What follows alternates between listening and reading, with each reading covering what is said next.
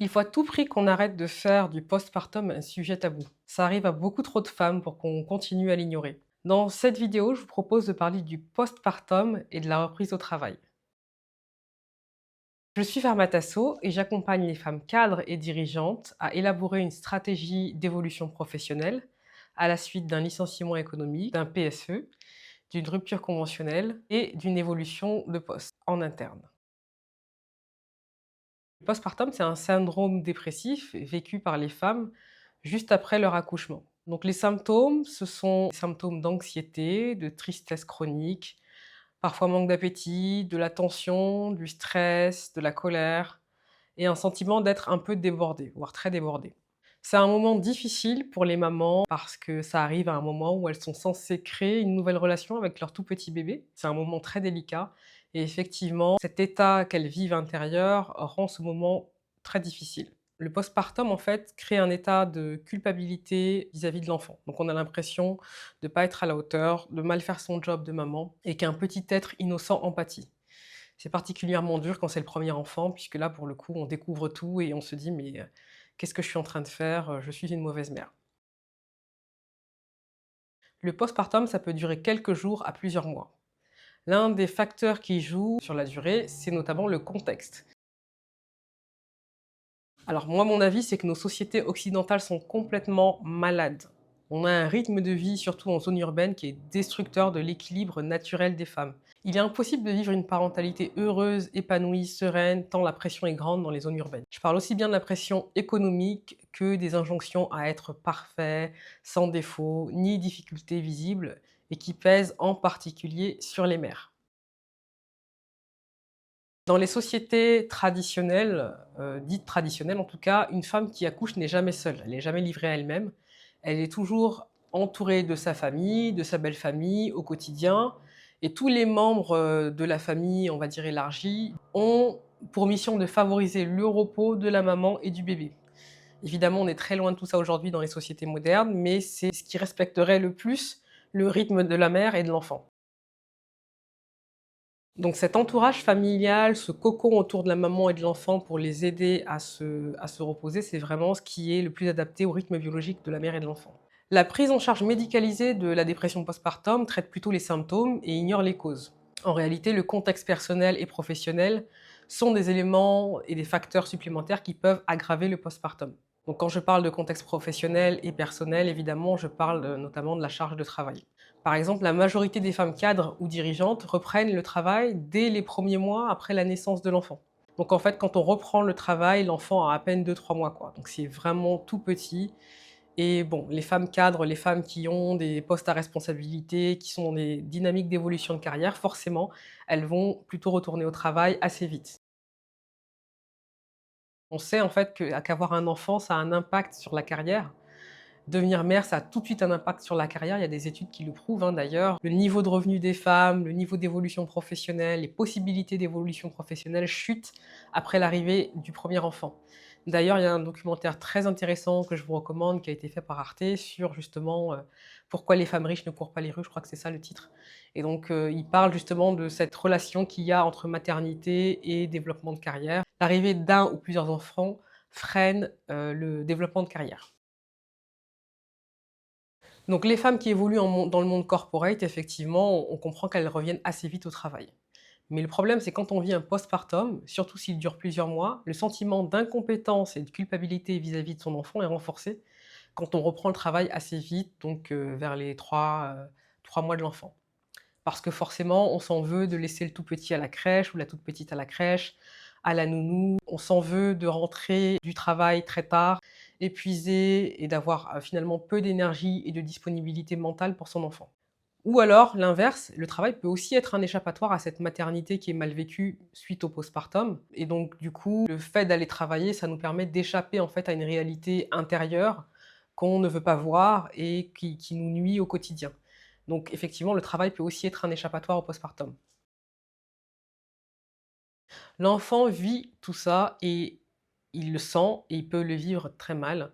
Bon, cela se traduit en général par des crises de larmes, des insomnies, des maladies, Pour les enfants, c'est très psychosomatique tout ça. Donc finalement, c'est un cycle qui se nourrit de lui-même et bon, bah, l'enfant malade, l'enfant fatigué, et la mère qui a du mal à gérer son travail ou qui est épuisée par son travail, ben forcément, on est dans un cycle qui peut paraître sans fin. Dans cette situation, le conjoint ou le partenaire a un rôle vraiment déterminant. S'il est compréhensif et qu'il apporte son aide, la situation peut, on va dire, éviter de se dégrader. Malheureusement, dans la réalité, l'arrivée d'un enfant, surtout le premier enfant, c'est, très déterminant pour le couple. Si on a un conjoint qui est, compréhensif et qui ne renforce pas la culpabilité chez la mère, effectivement, on peut réussir à s'en sortir. Souvent, effectivement, il y a un cumul aussi de la transformation de la vie, professionnelle, du coup, avec l'arrivée de l'enfant, la transformation évidemment de la vie de famille, de couple, qui peut être un peu un combo explosif pour le couple et pour la famille. Donc c'est vraiment un moment très délicat et malheureusement, je trouve qu'il n'y a pas assez on n'en parle pas assez, on fait un peu comme si tout était fluide et normal, alors qu'en réalité, on est vraiment à un carrefour de quelque chose. J'ai vécu ce cycle un petit peu difficile de la maternité postpartum et en fait, ça s'est vraiment arrêté quand j'ai décidé de mettre fin, au cycle infernal, «métro boulot dodo» entre guillemets, puisque, ben, j'ai décidé vraiment de voilà, d'arrêter de travailler en mode salariat et de me mettre plutôt en mode freelance, en tout cas pour la période, petite enfance de ma fille. Et donc effectivement là, ben, j'ai retrouvé beaucoup plus de sérénité, beaucoup plus de paix, beaucoup plus de temps de qualité avec ma fille, et du coup moins de culpabilité, dans mes relations, dans ma relation en tout cas avec ma fille. Alors moi, ce que je recommande aux femmes qui vivent ça ou qui sont en train de traverser ces moments postpartum, c'est déjà de reconnaître la difficulté, de reconnaître que quelque chose ne va pas, qu'il y a un avant et un après. Et c'est pas de la faute, des mamans. Vous n'êtes pas coupable quand vous vivez ça. C'est un phénomène à la fois biologique et environnemental. Donc il faut vraiment prendre le temps de s'écouter, de reconnaître qu'il y a un problème et plutôt de chercher des solutions. Bah, déjà de consulter un psy, de consulter un thérapeute pour voir ce qui se passe. Parce que la maternité, en fait, ça réveille beaucoup de choses finalement. Ça peut réveiller des traumas d'enfance, ça peut réveiller des relations qu'on n'avait pas forcément très bonnes avec ses propres parents, ça réveille plein plein de choses. On n'a pas envie de reproduire certains schémas. Donc la meilleure chose, ce que je peux recommander en tout cas pour les personnes qui vivent un postpartum, c'est vraiment passer déjà par un thérapeute. Consulter un thérapeute, choisir son thérapeute, quitte à en faire plusieurs, le temps de trouver le bon, mais vraiment avoir ce temps où on peut se poser. Quand le rythme travail et vie perso ne matche pas, c'est-à-dire qu'on a l'impression de courir tout le temps, à un moment donné, il faut, je pense, se poser les bonnes questions. Quelle est la priorité?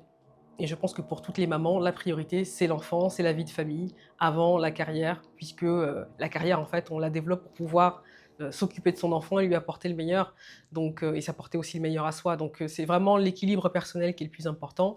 Et là, effectivement, se poser les questions sur, ce rythme et essayer de trouver une alternative. À titre personnel, moi, l'alternative que j'ai trouvée, c'était de changer de poste dans un premier temps et puis quand je voyais vraiment que le rythme salarial ne m'allait pas, passer sur du freelance. Et là, effectivement, j'avais un rythme beaucoup plus adapté que je pouvais choisir.